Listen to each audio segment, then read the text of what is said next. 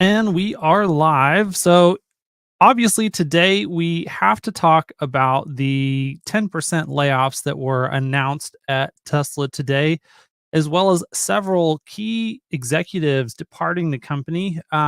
These are some major hits in my estimation. Drew has been, a very important key pivotal figure for the company since JB Straubel's departure back in 2019. And so he and Rohan Patel are both confirmed to be leaving Tesla at this point in time. Both of them are key executives. And so here's what Drew had to say this morning. He said, I made the difficult decision to make a move on from Tesla after 18 years yesterday. I'm so thankful to have worked with and learned from the countless incredibly talented people at Tesla over the years. I loved tackling nearly every problem we solved as a team and feel gratified to have contributed to the mission of accelerating the transition to sustainable energy, a mission that I am quite passionate about.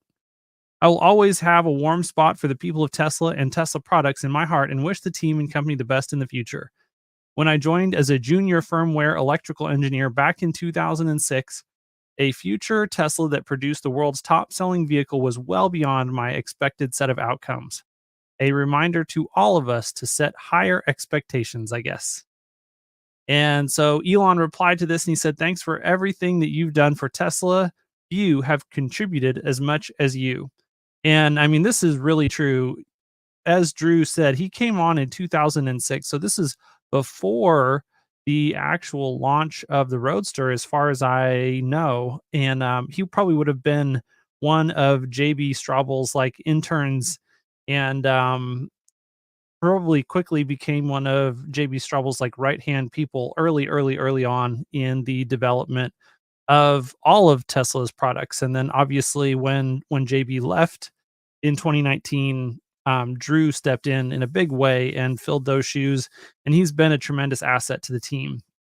And then so Drew actually then responded to Elon Musk with this incredible tweet. He said, "Thank you for always pushing us to do our best work from first principles.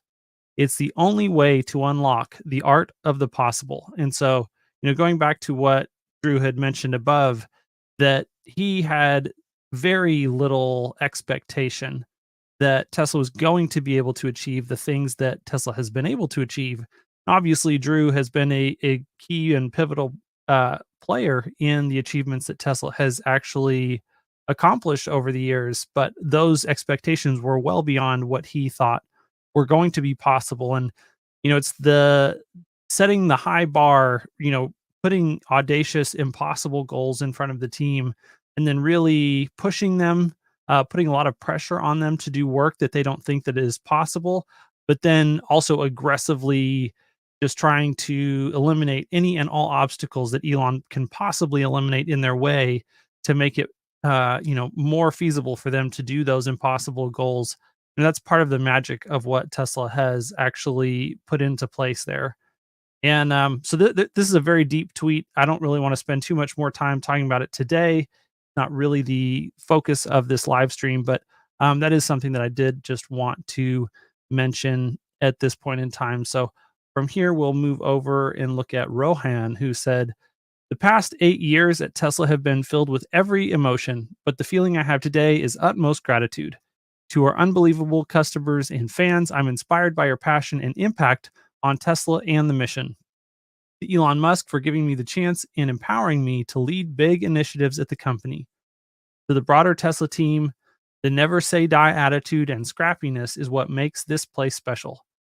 To the best policy and biz dev team in the business, I'm in awe of all that you've accomplished. I'm biased, but no group of people has won as many critical policy fights in the push for sustainable energy and transport and against well funded vested interests. You all are my lifelong friends, and I'll always have your back.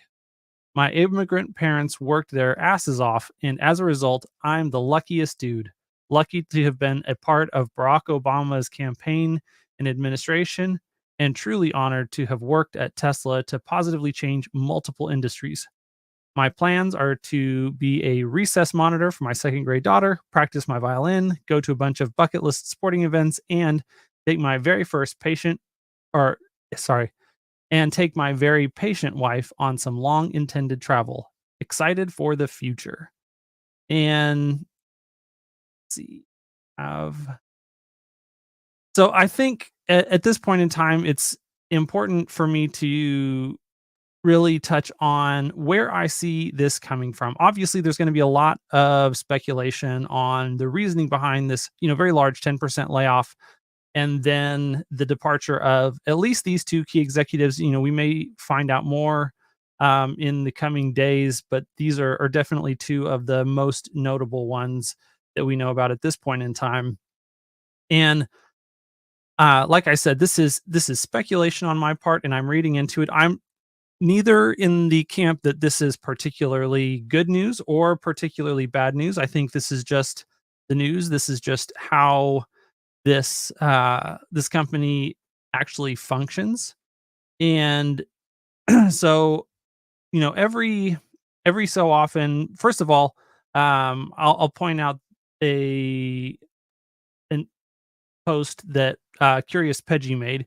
And he said, "For those who are saying that Tesla laying off employees is a big deal, let me smack you with some facts. Tesla has laid off employees in 2017, 2% of the workforce, 2018, 9% of the workforce, 2019, 7% of the workforce, 22, 10% of the workforce. So every 2 to 3 years, Tesla is cutting staff. So this is kind of normal for Tesla as a company. And it seems to be part of Elon Musk's strategy to try and keep the company lean and fit. And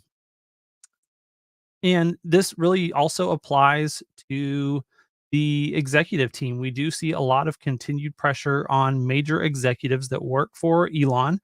And there's, really only so long that, most people can hang on and, maintain the pace and the amount of energy that's necessary really to report directly to Elon and to lead these major teams and these major initiatives. And so, I think Drew is one of the longest tenured people in a position that close to Elon. Franz would obviously be another one.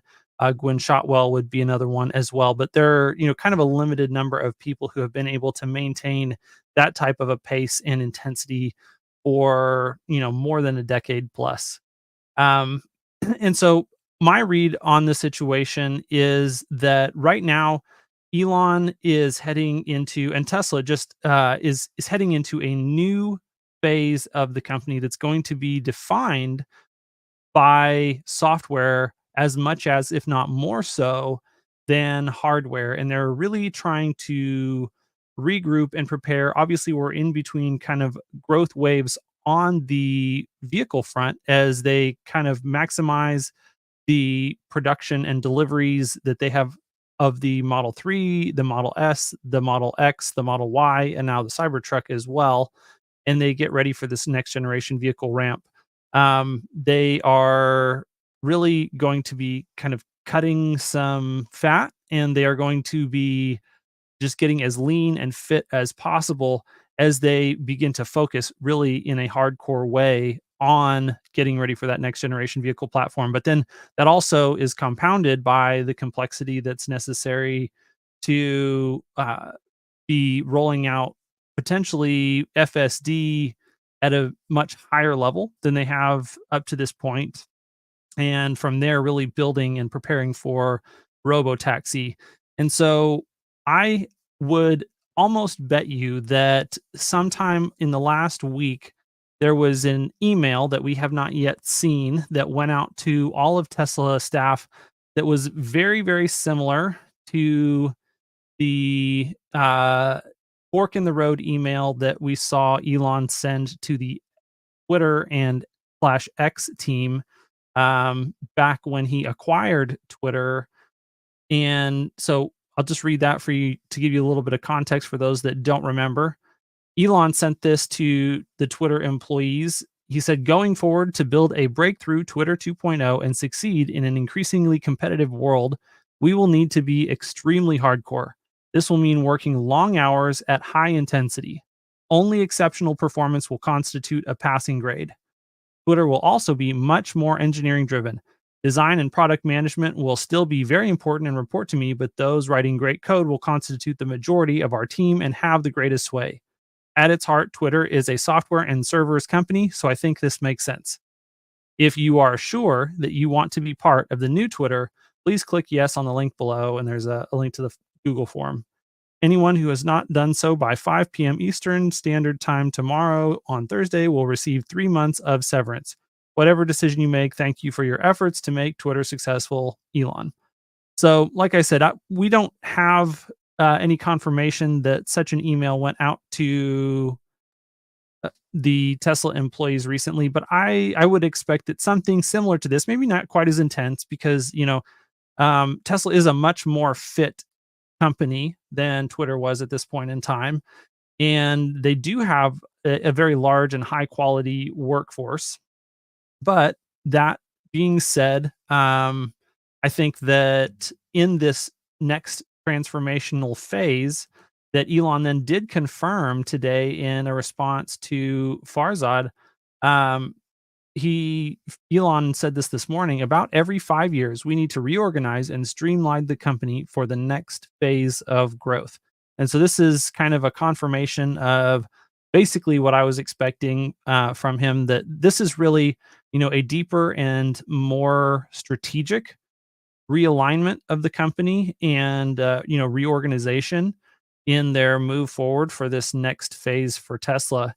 And I think along with that came an ask, especially on the part of some of these key executives like JB and like Rohan, say, hey, like, the work that you've been doing is obviously great. We love you. Especially Drew's, Rohan has been incredible in the position of PR for Tesla. He's really done things for PR at Tesla that we have needed and wanted and asked for, and not seen for a long time. But that said, and with Drew, he's managed to, it seems like, finally get the 4680 ramp through all of the most difficult bottlenecks, and it seems like they are beginning to really hit the steep part of the S curve on ramping the 4680 cyber cells there in Texas. And those are both major and huge product projects. And I could only imagine that, both of them are, somewhat burned out at this point in time. They just don't have the the fire and the energy necessary to really now double down and say, okay, for the next year, for the next 18 months, for the next 24 months, possibly, I'm willing to put in 60, 70, 80, 100, 120 hours worth of work on average, week in and week out, to make sure that we are just firing on all cylinders as the Tesla team moving into this next phase. And so if they are looking at that and Elon is saying, okay, we're gonna do some restructuring, we're going to be trimming some of the lower performers from the team, we're doing this entire restructuring, and these are the asks that I have for all of my key team members. And they're looking at that and thinking, you know what, I just need to spend some time with my family for a change. I need to get some space. That's something that I know that also, we read that from Rohan, that he's planning to spend some time with his children and with his wife.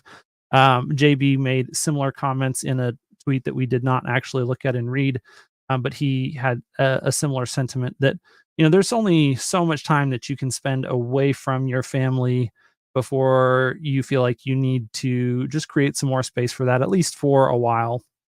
And it seems like both of them are making that decision at this point in time, which is honestly good and healthy for them.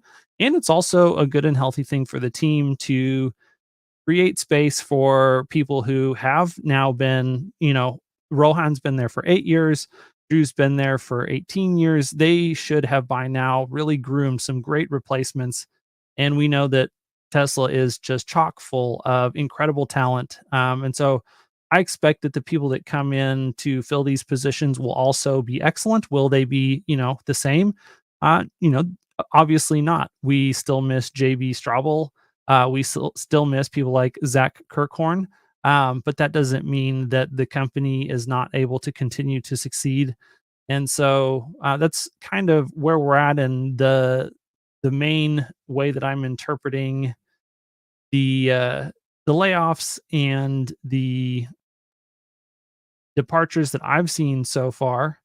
The one extra piece of context that I did want to just briefly mention that does have me a little bit concerned right now is the fact that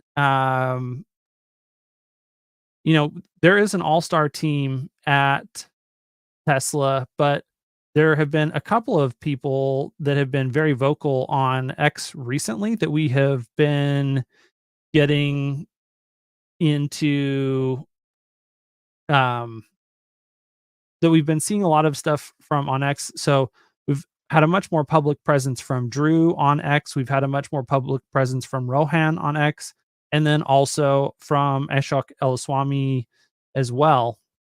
And these are three very key team members that are in executive positions who have really been carrying the torch of communications on behalf of Tesla for a while. And so I do have a little bit of a concern here that Drew and Rohan are both two of the executives that are leaving. And so I'm hoping that the fact that they're leaving is not necessarily tied to the fact that they have been more public facing over the past year and some change. I could see, a number of reasons for that potentially that don't necessarily have anything to do with um, discomfort, I would say, on Elon's part with the way that they have been public on X. But, you know, if if they have enough time and space in their day to spend a lot more time on X, I can imagine that that seems like a sign to Elon that maybe they aren't, they don't have enough on their plates to keep them busy. And so there's a number of reasons that this could possibly be correlated, and or there may not be any relationship at all. It may just be that, like I said, they're both tired and ready for a new season in life, and then potentially can move on from there to either new things inside of Tesla once again, or something that would be outside of Tesla. And we've seen comments directly from Elon, uh, directed towards both Drew and towards Rohan that just really seems like they are leaving on a positive note. So, I don't know what all to make of this, but like I said, I hope that we do get some more people who can step up and really provide more public communications regarding Tesla and fill those roles that Drew and Rohan have. And we do have, so there's an engineer on the Cybertruck team named Wes who also does a good job of some of these types of things. We'll see if potentially Wes may be a good replacement for Drew. We'll just have to look out for that. And then Phil Dwan also talks a lot about things related to autopilot. Not nearly as much as Ashok, but we do still have Ashok there. So this is all very curious, and that's kind of my take on where we're at as far as the news that we have today. Um, so here I've got a comment from Nalbandian. He says, "Hi Hans, what do you make of the new reporting of the $25,000 car not being deleted, but just being delayed, put on hold?" Um, I think that we're obviously moving quickly towards the robo-taxi reveal on August 8th. I think that the primary efforts of the company are really directed towards that.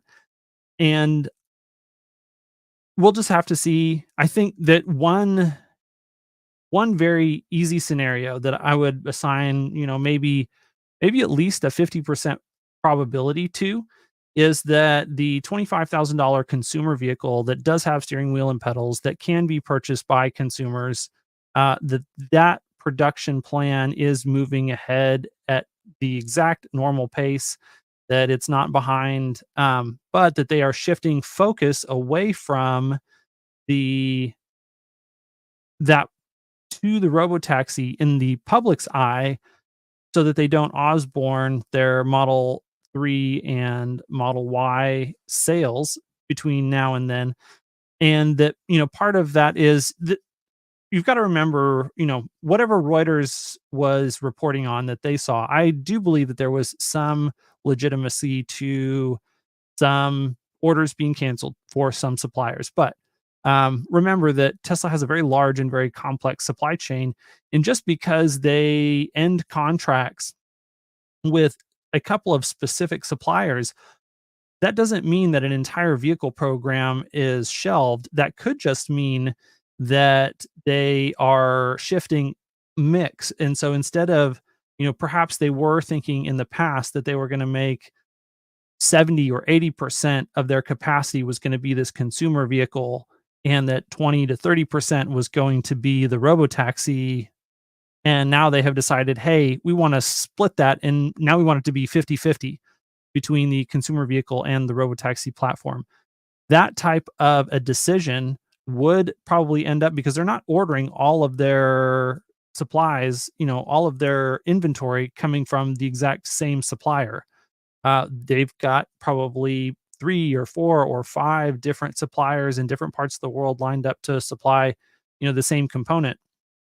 And so potentially the least performant or the least exciting one of those got all of their orders canceled in that shift of mix. And so I do think that there is some legitimacy to the reporting that Reuters had, but I also don't think that the implications are quite as severe as a lot of people have concluded that they are.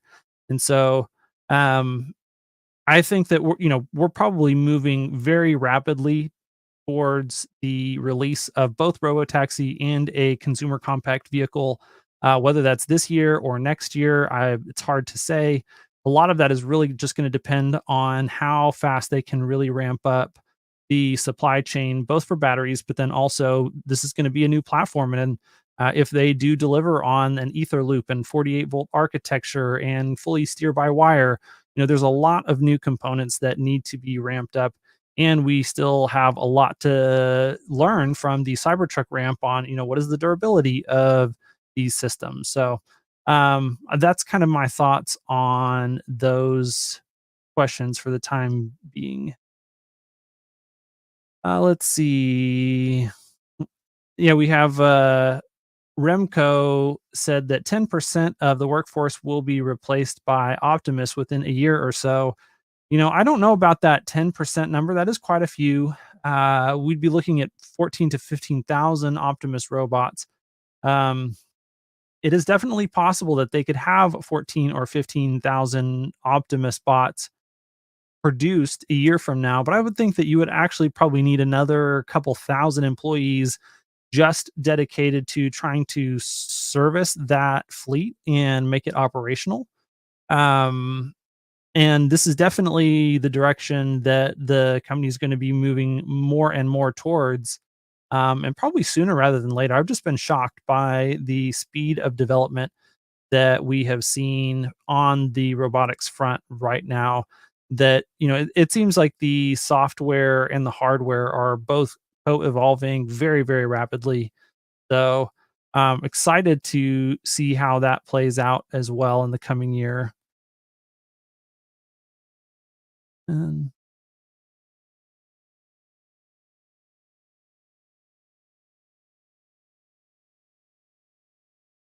oh, it looks like so I may have missed. We'll go look and see if I can find the story. So apparently there is a um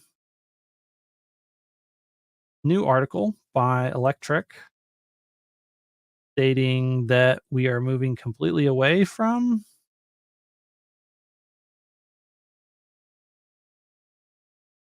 Well, I definitely take whatever Fred reports on with a grain of salt. He definitely tends to be somewhat biased in his reporting, but he also, does have some sources, and so it's possible that there is some legitimacy to this.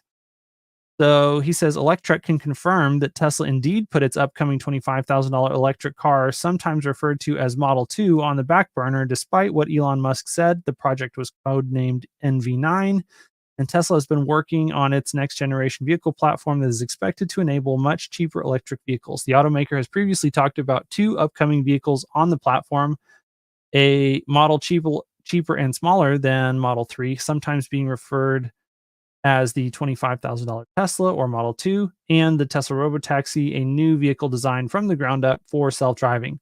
A few weeks ago, Reuters reported that Tesla has canceled the long promised inexpensive car, and CEO Elon Musk quickly denied the report, saying that Reuters is again. As usual, there's more to the story. It's likely that Musk's blanket denial of the report is due to Reuters claiming that the vehicle was scrapped and canceled. Electric can confirm that the program, which was internally called NV9, was postponed, according to sources familiar with the matter. Musk might take issues with claiming that it is canceled, but the project is effectively scratched right now as Tesla is putting all resources into its self driving effort. According to sources familiar with the matter, Musk told Tesla's team in Austin in December of 2023 that NV9 and expansion of Gigafactory Texas for the new, cheaper next gen model was a priority for 2024. However, the project was recently completely defunded, and many people involved in it were laid off as part of the round of layoffs announced today. Instead, Musk said that he wanted Tesla to focus on the south expansion of Gigafactory Texas, which is going to house a giant data center for the robo-taxi project. According to people familiar with the project, it is already behind schedule, and there's serious doubt that it can be completed by the end of August, which is the timeline Musk has been pushing for. Shortly after denying the report that the cheaper model was canceled, Musk announced that Tesla would unveil its robo-taxi on August 8th. I've been saying for a while now, so this I is Fred. I have been saying for a while now, Elon, Mr. Truth Seeker, is not above stretching the truth and being misleading. This is a great example. While we can argue all day about the words scrapped, canceled, postponed, or put on the back burner, there was certainly more truth than falsehood in that original report. Effectively, Tesla is not working on this NV9 project anymore, and it is focused on robotaxi instead. That's the truth, which you wouldn't know if you just read Elon's denial of the report and moved on.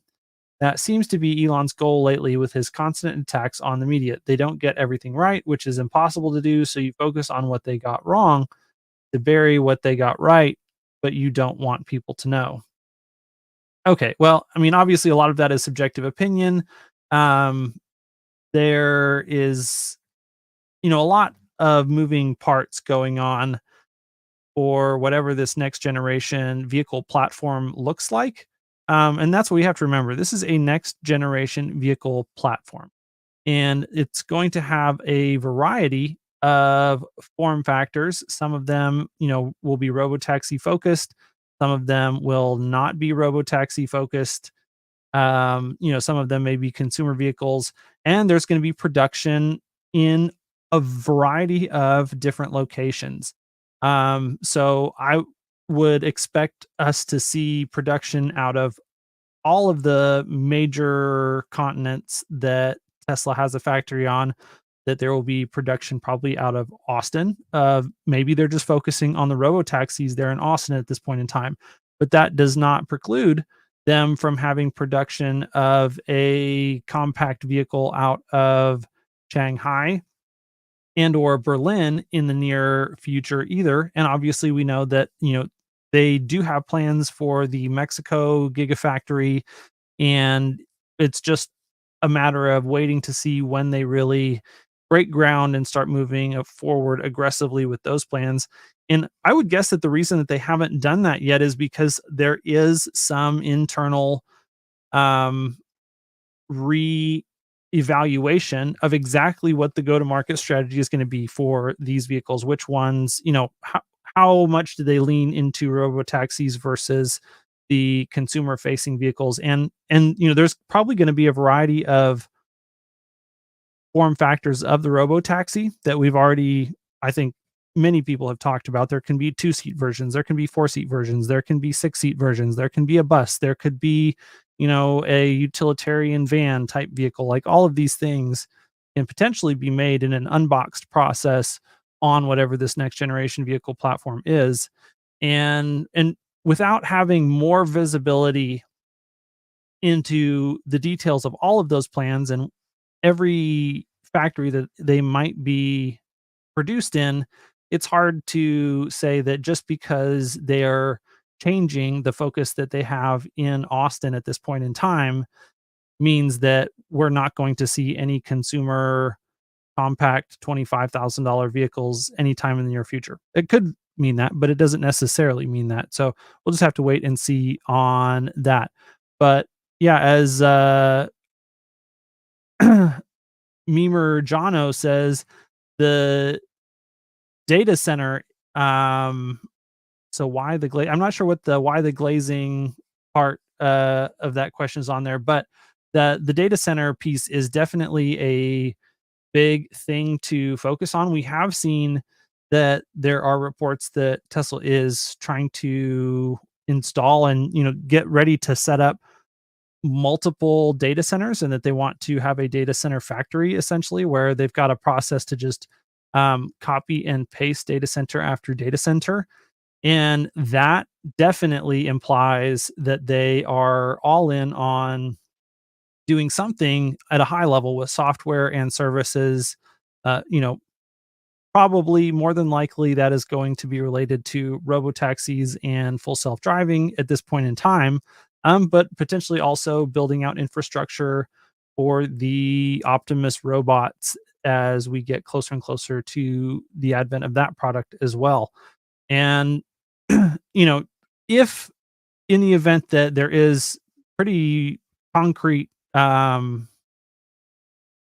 truth to the reports by Reuters and by Electric today, and that we just totally are not going to get consumer $25,000 vehicles anytime in the near future. The only reason that Elon and Tesla would be making that move is because they believe that they can actually accomplish the mission of Tesla, which is to accelerate the advent of sustainable energy better and faster and with less resources, and essentially to more benefit for shareholders by going all in on this robo-taxi future. And, Elon has a very concrete track record of making huge, bold bets like this that everyone says they don't understand. They really give him a lot of flack for in the moment, but in the long term tend out to be the right calls and lead to impossible things becoming possible just merely late. And so, if that is the direction that Tesla is moving, I think I, for one, do trust Elon in his management, in his leadership, in his executive decision making capability to make the right call on that. And if that's the direction that he's leading the company, then I would definitely support that. But we'll just have to wait and see how all of this plays out.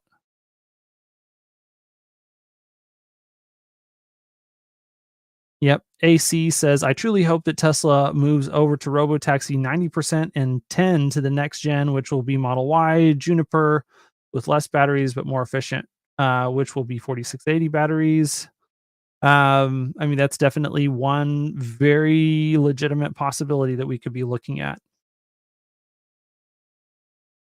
Natalia asks, Hans, do you think there is a need for $25,000 car having Tesla Model 3 already priced not much higher? Let smaller vehicles be robotaxi only, and there is a bigger need for a Tesla van.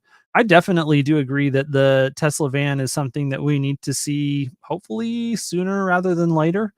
And if depending on how advanced the FSD software is getting to be internally, we very well could be moving to a world where those compact vehicles are almost exclusively sold as robotaxis, and that the consumer vehicles that Tesla sells are pretty much just limited to their Model 3 Y, S, and X and Cybertruck sales. Um, it's hard to say at this point in time just because it's hard to know from an outside perspective how good the quality of the FSD software is inside, which really is the thing that makes the difference on which direction that Tesla goes with this product rollout strategy. Um,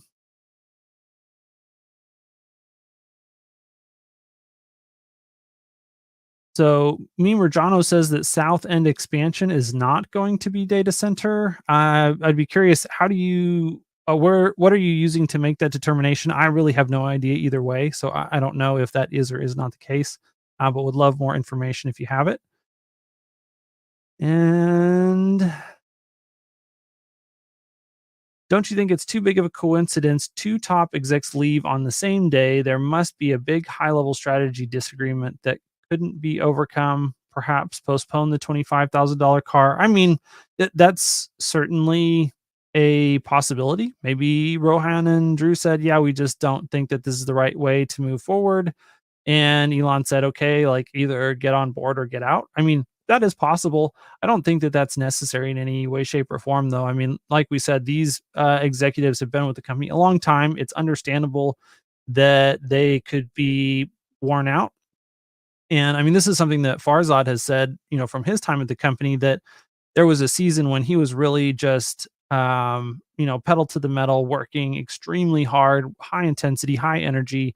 And then you find that you get to the point where the projects that you were working on and were very invested in and had a lot of technical expertise around, that you accomplish those goals, you finally make the impossible possible, and then to start over on a whole new different set of challenges that are really completely outside of your area of expertise, that can be something that just no longer motivates you in the same way that, the challenges that you were working on in the past did. And it just feels like, maybe this is a good time to go ahead and implement whatever the strategy is for succession, and let new hungry people who have been chomping at the bit to really lead some major projects have the opportunity to do that. And so, you know, at this point, we're all speculating on why Drew and Rohan left until they share a little bit more light on the situation. We're not going to know. And like I said, it could be any one of a number of possibilities. And we like to fill in the gaps of understanding and make the story make sense. And that doesn't necessarily mean that it is or is not true. It's just kind of the way that we work. So Fractal Elf says that we are not canceling the $25,000 car. Yeah, I think definitely even Fred would say canceling may not be the right word. Maybe it is just postponing at this point in time. But I would agree with that. I think that there's probably a shifting of location, that it's going to be produced in a different factory than Austin, and that Austin is really going to focus on that robo-taxi platform. Okay, here's the answer from Mimerjano. The entire South End expansion of Giga Texas is being glazed to the full height of the building. It's not to look out, obviously. So glazed to look into a data set. Oh, so I think you're talking about the glass, just the exterior. I mean, it depends on how deep that, they could have a set of offices or something that is the external portion of the building behind all of that glass that you're going to be able to see through.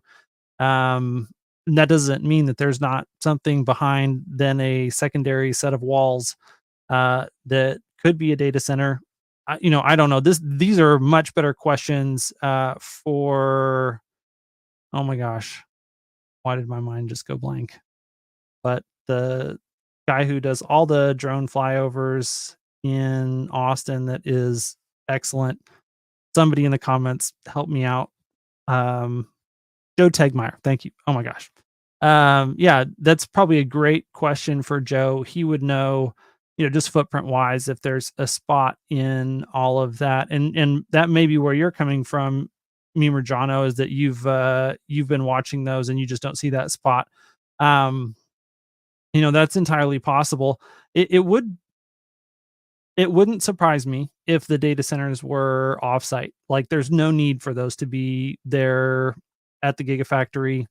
Obviously could be, but I don't know. So, all right, I think that seems like a good place for me to wrap up here. I made all the points that I wanted to communicate, and I think unless anyone has some major questions, we'll give it just probably another 60 seconds and see if any interesting questions come in either from X or from YouTube. Thank you to everyone who's here on the stream with us today, and hopefully y'all are enjoying the week, the beginning of the week, an exciting bunch of news. And I appreciate everyone's participation today. So it looks like, yep, I don't see anything coming in, and we will just call it there. Yeah, be careful out there. Obviously, not financial advice. These are my rambling thoughts, and I would not use them as investment advice for any decisions that you're making. But I do enjoy the opportunity to get on and think through these things out loud with everyone, and to take in the feedback of the community and just try and get the best understanding that we can with multiple sets of eyes on the same data. So appreciate everyone and have a great day.